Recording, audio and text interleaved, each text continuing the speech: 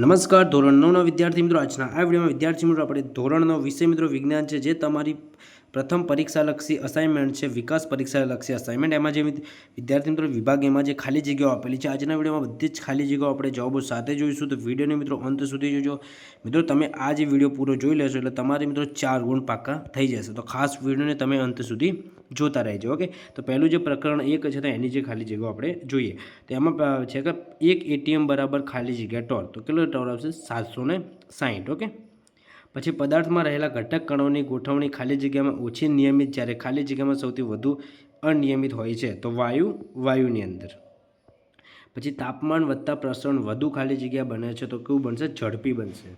પછી પાત્રની દિવાલ પરના વાયુના કણો દ્વારા પ્રતિ એકમ ક્ષેત્રફળ પર લાગતા બળને ખાલી જગ્યા કહે છે. તો શું કહેવાય? દબાણ કહેવાય. ખાલી જગ્યામાં આવશે જવાબ દબાણ. ઓકે, પછી બરફ પાણી પર તરે છે કારણ કે બરફની ઘનતા પાણી કરતાં ઓછી છે. પછી પ્રકરણ 2 છે, એમાં છે કે ઘટક પોતાના મૂળભૂત ગુણધર્મો ખાલી જગ્યામાં જાળવી રાખે છે. તો ઘટક પોતાનું જે મિશ્રણ છે એમાં જાળવી રાખશે. પછી ખાલી જગ્યા દ્રાવણના કણો ટ્વિન્ડલ અસર દર્શાવે છે તો કલીલ. પછી કાચા ફળોમાંથી ફ્રૂટ સલાડ બનાવવું એ ખાલી જગ્યા પ્રકારનો ફેરફાર છે તો કયો આવશે? રાસાયણિક ફેરફાર આવશે. ખાસ યાદ રાખજો. પછી હવાને ઠંડી પાડતા સૌપ્રથમ ખાલી જગ્યા વાયુ પ્રવાહીમાં રૂપાંતર પામે છે તો ઓક્સિજન. પછી ઇમલ્સનમાં પરિક્ષેપ માધ્યમ પ્રવાહી, જ્યારે પરિક્ષેપિત કલા ખાલી જગ્યા છે તો શું આવશે જવાબમાં? પ્રવાહી. ઓકે, પછી મિત્રો પ્રકરણ 5 છે તો એ જોઈએ. પ્રકરણ 5માં છે કે કોળું પપૈયું ખાલી જગ્યા રંજક દ્રવ્ય ધરાવે છે તો શું જવાબમાં આવશે? ઝેન્થ્રોફિલ જવાબમાં આવશે. પછી ખાલી જગ્યા એટીપી સ્વરૂપે ઉર્જા મુક્ત કરે છે તો કણાભ સૂત્રો. પછી રંગસૂત્રોમાં રહેલા ખાલી જગ્યાના અણુઓ વારસાગત લક્ષણોની માહિતી ધરાવે છે તો ડીએનએ. શું જવાબમાં આવશે? ડીએનએ. પછી કેટલાક વિષદ્રવ્યો અને ઔષધની હાનિકારક અસર સામે કોષને રક્ષણ આપતી અંગિકા ખાલી જગ્યા છે તો જવાબમાં શું આવશે? અંતઃકોષરસ ઝાડ. પછી 5 નંબરનો પ્રશ્ન છે કે ક્લેમિડોમોનાસ ખાલી જગ્યા સજીવ છે તો એક કોષીય સજીવ. કેવું આવશે? એક કોષીય સજીવ. ઓકે, પછી પ્રકરણ 7 છે કે 72 કિલોમીટર પ્રતિ હવનની અચળ ઝડપે ગતિ કરતી કારની ઝડપ ખાલી જગ્યા મિનિટ સેકન્ડની -1 છે તો 20 જવાબમાં આવશે. શું જવાબમાં આવશે? 20. પછી એક ઇલેક્ટ્રિક ટ્રેન 120 કિલોમીટર પ્રતિ હવનના અચળ નિયમિત વેગથી ગતિ કરે છે. તેણે 1 મિનિટમાં ખાલી જગ્યા કિલોમીટર અંતર કાપ્યું હશે તો 2 કિલોમીટર અંતર કાપશે. ખાસ યાદ રાખજો.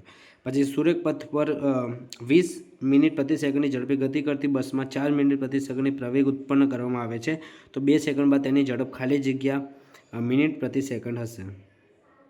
તો શું જવાબમાં આવશે? 28. ખાસ યાદ રાખજો.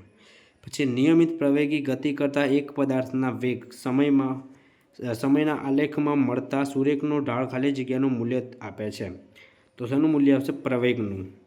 પછી નિયમિત વર્તુળાકાર ગતિ કરતા પદાર્થની રેખીય ઝડપ શોધવા માટેનું સૂત્ર કયું છે? ખાલી જગ્યા છે તો એમાં શું જવાબમાં આવશે? ઓકે, હા, V બરાબર 2πr/t. ઓકે, આર્યુ જે છે એ જવાબમાં આવશે. પછી પ્રકરણ 12 છે કે મિગ્રલ અને કોમન કાર્પ માછલીઓ તળાવના ખાલી જગ્યા વિસ્તારમાંથી આહાર ગ્રહણ કરતી હોય છે તો તળિયાના. પછી રવિ પાક એટલે શું? તો રવિ પાક એટલે ઋતુઓનો પાક. રવિ પાક એટલે ખાલી જગ્યા ઋતુનો પાક તો શિયાળાની ઋતુનો પાક આવશે.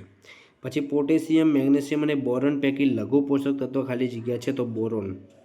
શું જવાબમાં આવશે? બોરોન. ઓકે, પછી કઠોળ આપણને ખાલી જગ્યા પૂરું પાડે છે તો પ્રોટીન. પછી પીનસ મોનોડોન ખાલી જગ્યા છે તો શું આવશે? સમુદ્રી ઝીંગા. ઓકે, તો આજના વિડીયોમાં વિદ્યાર્થી મિત્રો આપણે ખાલી જગ્યા જોઈએ. આઈ હોપ કે તમને આ વિડીયો મિત્રો ગમ્યો હશે. વિડીયો ગમે તો વિડીયોને એક લાઇક અને ચેનલને જરૂરથી સબસ્ક્રાઈબ કરી લેજો. Thank you so much for watching. જય હિન્દ, જય ભારત.